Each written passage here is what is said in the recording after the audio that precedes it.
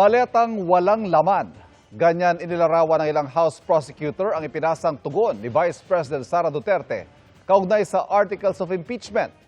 Nagtatago lang anila mga sagot sa teknikalidad. Nakatutok si Jonathan Andal.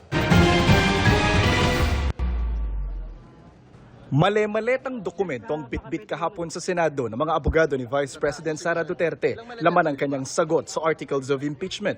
Pero nang mabasa na ng prosecution team ang sagot ng bise, wala naman daw itong laman na sagot sa aligasyon. Ito ay maletang walang laman, parang wala naman ho silang sinagot, point per point. We were anticipating na finally makikita na natin yung kasagutan niya dito sa confidential fund, sa bribery, sa unexplained wealth, and even in threat.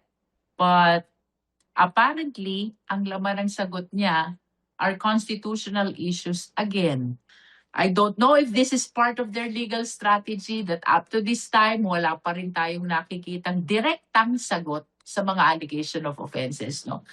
Nagtatago lang daw sa teknikalidad ang mga sagot ng bise na puro technical issues daw ang ipinasang sagot. At kahit may mali-maletang dokumento, wala raw ipinasang ebidensya ang depensa para kontrahin ang mga mismong aligasyon sa Articles of Impeachment. Ang hiling kahapon ni VP Sara sa Senate Impeachment Court, ibasura ang Articles of Impeachment. Pero kokontrahin daw yan ang prosekusyon dahil wala naman daw sa Senate Impeachment Rules na pwedeng ipabasura ang impeachment. There are no options like dismissal, like remand, like clarification. Wala. Wala po yan sa mga options na ibinigay ng Constitution at ng Senate Rules on Impeachment. Ang option lang po na ibinigay sa atin is trial forthwith. And after trial, dalawa lang ang pwede nitong puntahan. Either conviction or acquittal.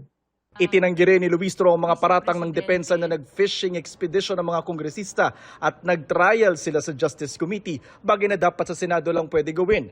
Sa July 6 na ang simula ng trial ng bise, umaasa ang House Prosecution Team na hindi naaabot sa trial ang gulo ngayon sa Senado. Sana walang spillover dito sa impeachment trial, no?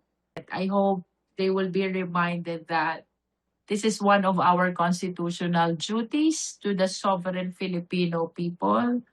There is no option to stop. There is no option to delay. The only option is trial forthwith. Jonathan Andal, Nakatutok, 24 Oras.